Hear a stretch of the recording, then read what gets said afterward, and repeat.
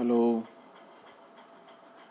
हाँ तो बच्चों, टेम्परेचर मेजरमेंट में हम आगे बढ़ते हुए अब पढ़ेंगे आज विकिरण उत्तापमापी यानी कि रेडिएशन पाइरोमीटर। इसमें विकिरण ऊर्जा के सिद्धांत पर कार्य क्या होता है। इस सिद्धांत के अनुसार यदि किसी वस्तु से उत्सर्जित विकिरण ऊर्जा तापक्रम बढ़ाने से बढ़ती है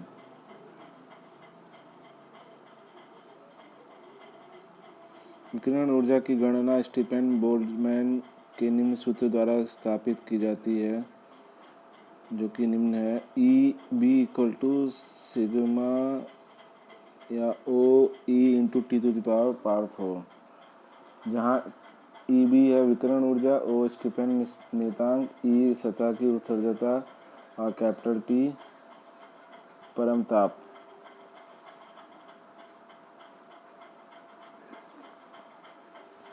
इसकी कार्यविधि क्या है, ये इस फिगर में दिया हुआ है।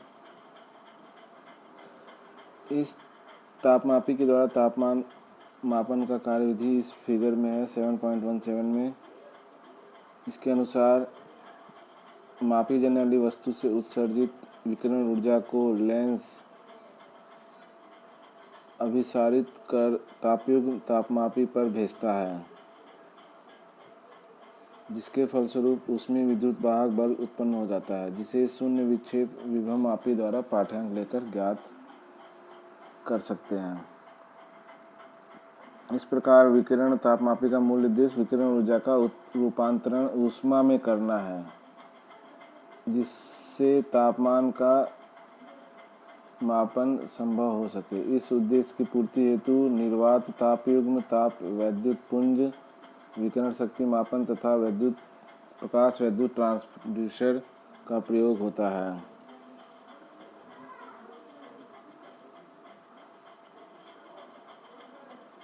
जिसमें से पहला हम पढ़ेंगे निर्वात तापयुग्म। इसमें क्या होता है, बेसिकली इसमें एक कालिक पुती महीन धातु की पत्ती होती है जो तप्त संधि का कार्य करती है। यह युग्म एक निर्वात खोल में रखा जाता है जो एक खिड़की द्वारा विकिरण ऊर्जा ग्रहण करता है। निर्वात खोल में तापयुग्म के रखने के कारण ऊष्मा हानि अत्यंत कम होती है।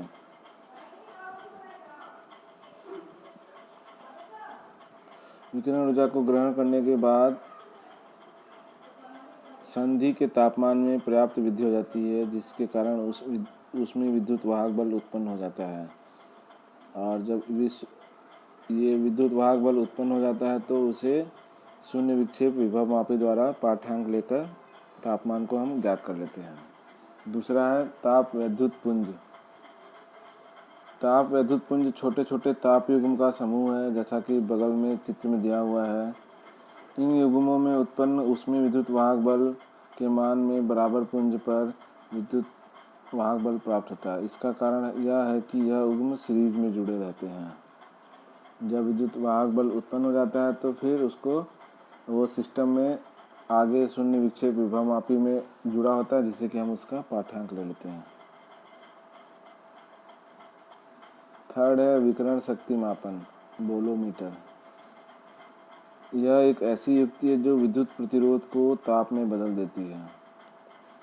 इसमें प्लेटिनम या निकिल के पत्ती लगी होती है। इन पतली पत्तियों का प्रयोग वेट स्टोन ब्रिज की दो भुजाओं के रूप में होता है। एक पत्ती का प्रयोग विकिरण ग्रहण करने के लिए होता है, जबकि दूसरा प्रतिरक्षित होती है तथा वातावरणीय परिवर्तनों का समायोजन करती है।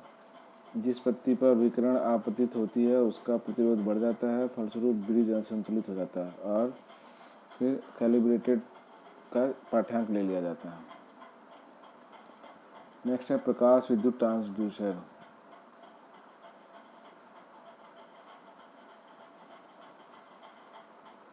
इनका प्रयोग विकिरण ऊर्जा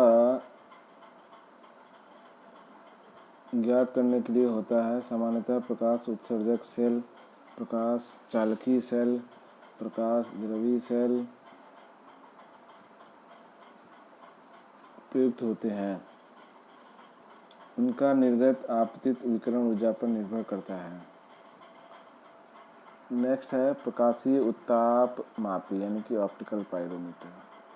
किसी तप्त वस्तु से उत्सर्जित विकिरण उच्च तापमान पर दृष्टि परिक्षेत्र में विद्युत चुम्बकीय स्पेक्ट्रम के रूप में होते हैं। दृष्टि परिक्षेत्र में किसी निश्चित तरंगदैर्घ्य की ऊर्जा तापमान वृद्धि होने पर बढ़ जाती है तथा तापमान में कमी होने पर घट जाती है। दृष्टि परिक्षेत्र में किसी विशिष्ट तरंगदैर्घ्य का एक निश्चित रंग होता है, अर्थात विकिरण ऊर्जा का प्रकाश की तीव्रता पर निर्भर करता है। अतः उच्च तप्त स्रोत से उत्पन्न प्रकाश की तीव्रता का मान ज्ञात करने के पश्चात तापमान को समुचित किया जा सकता है। प्रकाशीय उत्तम मापने का सिद्धांत इसी तथ्य पर आधारित है। इसकी संरचना तथा क्रियाविधि। इसकी संरचना हम देख सकते हैं। इसमें क्या है, एक आईपीस है, एक फिल्टर लगा है, एक लैंप लगा है जिससे कि प्रकाश उत्सर्जित होगा, और उसका आगे अवशोषण पर्दा लगा है, फिर ऑब्जेक्टिव लेंस लगे हैं और गर्म सतह जिसका कि हमें टेम्परेचर मेजरमेंट करना है। इस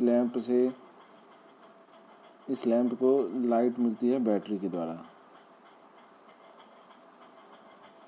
प्रकाशीय उत्तापमापी में सर्वाधिक प्रयोग होने वाला उत्तापमापी अदृश्य तंतु उत्तापमापी है, जिसका आरेख बगल चित्र में दिखाया हुआ है।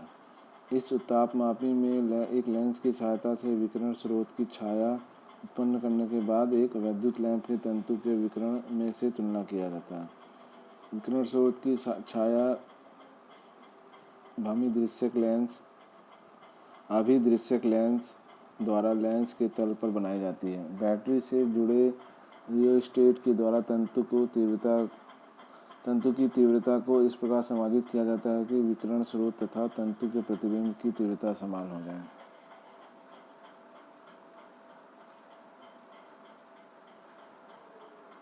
यदि लैंप के तंतु की तीव्रता तप्त स्रोत की छाया की तीव्रता से अधिक है, तब इस स्थिति में तंतु तुलना में अत्यधिक चमकदार दिखाई पड़ता है, 7.20 वाले फिगर जैसा। यदि लैंप के तंतु की तीव्रता तप्त स्रोत की छाया की तीव्रता से कम है, तब तंतु की छाया की तुलना में गहरे रंग का दिखाई देता है, जैसे कि 7.21 में। यदि लैंप के तंतु की तीव्रता तप्त स्रोत के छाया की तीव्रता के बराबर है, तब इस स्थिति में तंतु की बाह्य रेखा दिखाई देती है, जैसा कि 7.22 के चित्र के हिसाब से।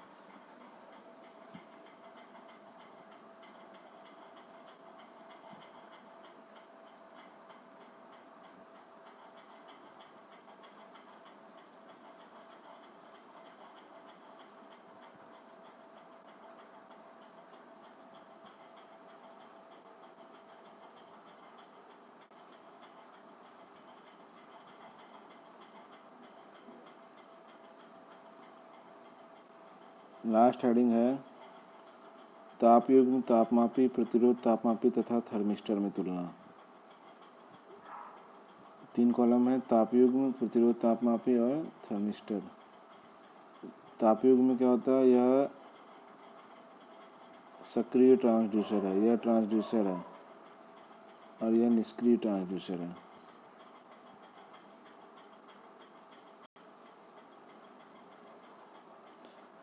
तापयुग्म तापमापी को बाह्य विद्युत स्रोत से की आवश्यकता नहीं होती है, जबकि प्रतिरोध को आवश्यकता होती है, और थर्मिस्टर को भी बाह्य विद्युत स्रोत की आवश्यकता होती है।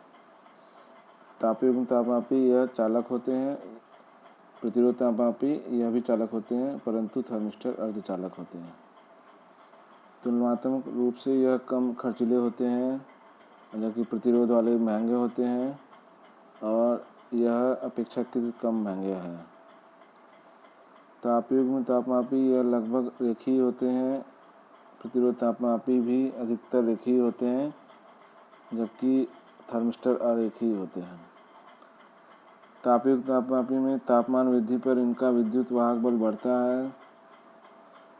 प्रतिरोध में तापमान बढ़ने पर उनका प्रतिरोध बढ़ता है, और तापमान बढ़ने पर उनका प्रतिरोध घटता है थर्मिस्टर में। तापयुग्म में मापन की सीमा अधिक है, जबकि प्रतिरोध में मापन की सीमा कम है, और थर्मिस्टर सीमित तापमान में ही प्रयोग किए जाते हैं। तापयुक्त तापमापी में प्रतिरोध ताप गुणांक धनात्मक होता है, प्रतिरोध में भी धनात्मक होता है, परंतु थर्मिस्टर में ये गुणांक ऋणात्मक होता है। तो ये हो गया इस चैप्टर का समाप्ति।